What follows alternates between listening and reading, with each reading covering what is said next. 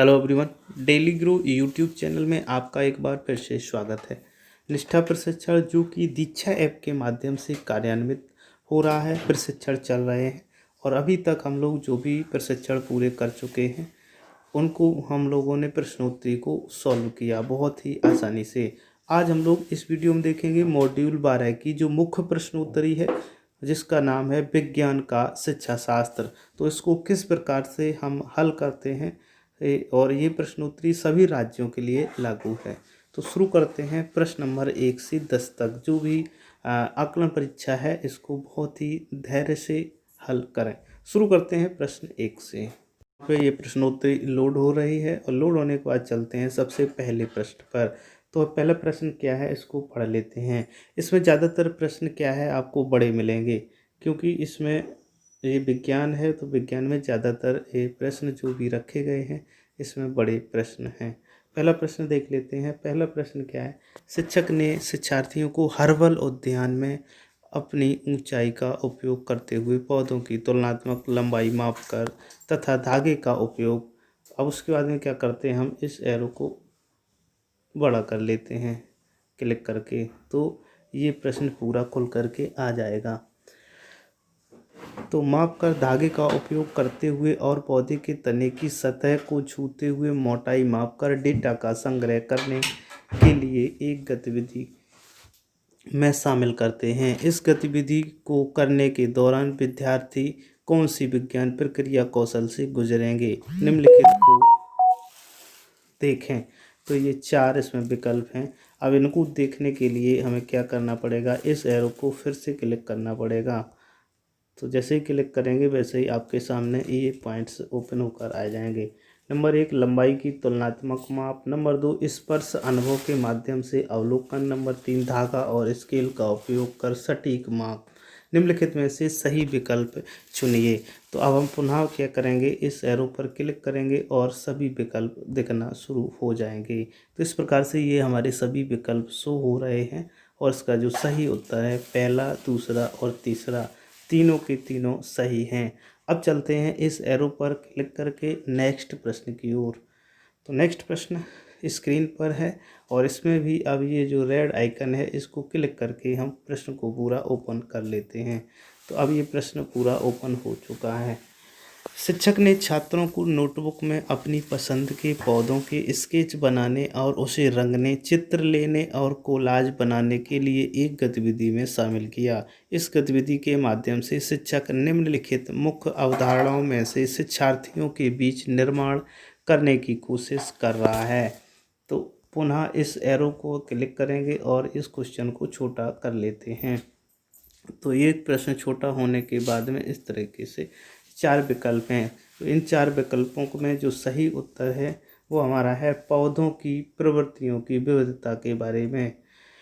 अब इस एरो पर क्लिक करके पुनः आगे बढ़ते हैं नेक्स्ट प्रश्न की ओर। तो नेक्स्ट प्रश्न ये ओपन होकर आ जाता है।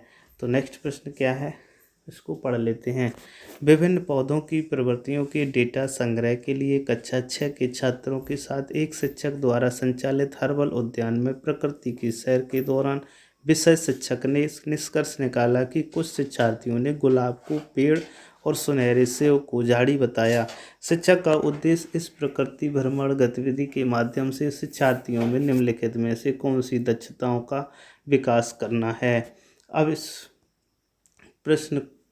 एरो के निशान को क्लिक करके प्रश्न को छोटा कर लेते हैं।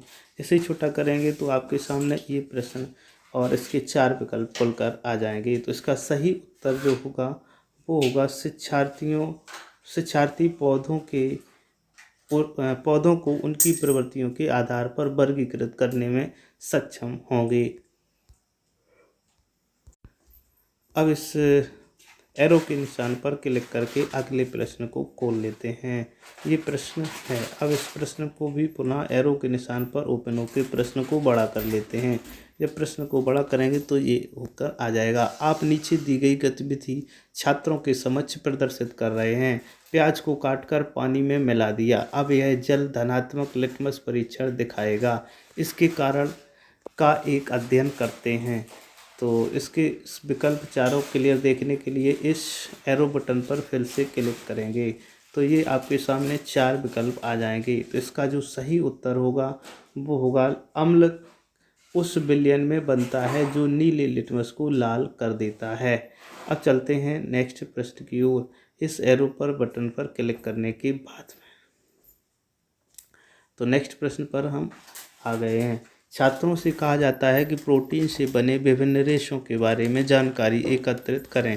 निम्न में से किसके बारे में भी जानकारी एकत्र करेंगे? तो इसका जो सही उत्तर होगा इस एरो पर क्लिक करने के बाद में आगे देखते हैं। तो ये जो रेशम किसके बारे में इसमें एकत्र करेंगे? रेशम के बारे में जानकारी एकत्र करेंगे। तो यही इसका सही विकल्प होगा। अब देखते हैं नेक्स्ट प्रश्न।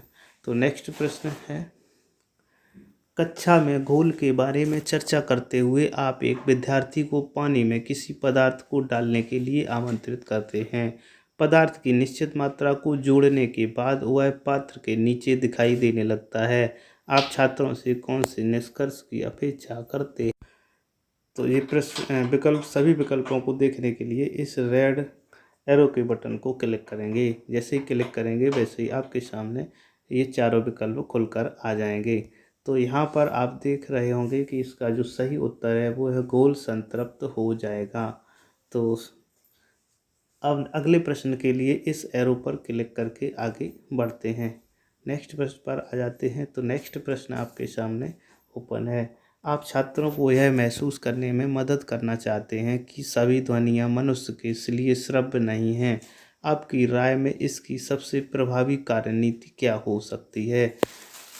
तो इस एरो पर क्लिक करके सभी विकल्पों को देख लेते हैं। तो ये चारों विकल्प हमारे सामने शो हो रहे हैं। इसका जो सही उत्तर होगा वो होगा परियोजना।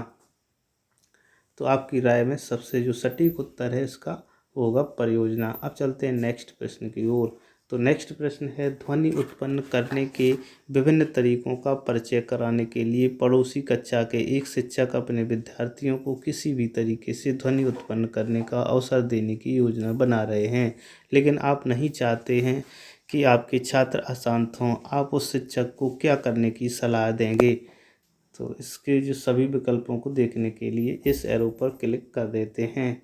तो आपके सामने ये चारों विकल्प ओपन होकर आ जाएंगे। अब हम देख लेते हैं। इसका जो सही उत्तर है वो है विद्यार्थियों को गतिविधि करने के लिए सभी कक्षाओं से दूर खेल के मैदान में ले जाने की सलाह उस शिक्षक को आप देंगे। अब इस एरो की बटन पर क्लिक करके नेक्स्ट प्रश्न की ओर चलते हैं। तो नेक्स्ट प्रश्न ओपन होकर आ गया है। तो इसमें लिखा है, मीरा आपकी कक्षा में एक दृष्टिबाधित छात्रा है। निम्नलिखित में से कौन सा दृष्टिकोण आप उसका समावेश सभी गतिविधियों में सुनिश्चित करने के लिए अपनाएंगे? तो यहाँ पर भी आपको इस एरो पर क्लिक करके चारों विकल्प को स्पष्ट तौर से देखना होगा। तो यहाँ पर ये चारों विकल्प शो हो रहा है। इसका सही उत्तर जो बनेगा वो है सभी दृष्टिकोणों का मिश्रण करके। अब चलते हैं एरो की बटन पर क्लिक करके नेक्स्ट प्रश्न पर। तो नेक्स्ट प्रश्न है यहाँ पर, भारत में स्कूली शिक्षा के किस चरण में विज्ञान को एक अलग विषय शास्त्र के रूप में शुरू किया जाता है? तो अपने भारत देश में विज्ञान को उच्च प्राथमिक स्तर पर अलग शुरू किया जाता है। तो इसका जो सही उत्तर है वो चौथा है, उच्च प्राथमिक स्तर। अब नेक्स्ट बटन पर क्लिक करके आगे बढ़ते हैं। तो इस प्रकार से ये 10 प्रश्न यहाँ पर सॉल्व हो चुके हैं। अब हम सबमिट करने के बाद में आगे बढ़ते हैं। तो जैसे ही सबमिट करेंगे वैसे ही हमारे सामने हमारा रिजल्ट ओपन होकर आ जाता है। तो यदि आप इस प्रकार से इन प्रश्नों को सॉल्व करेंगे तो आप भी ऐसे रिजल्ट प्राप्त कर सकते हैं। उम्मीद करता हूँ ये वीडियो आपको पसंद आया होगा।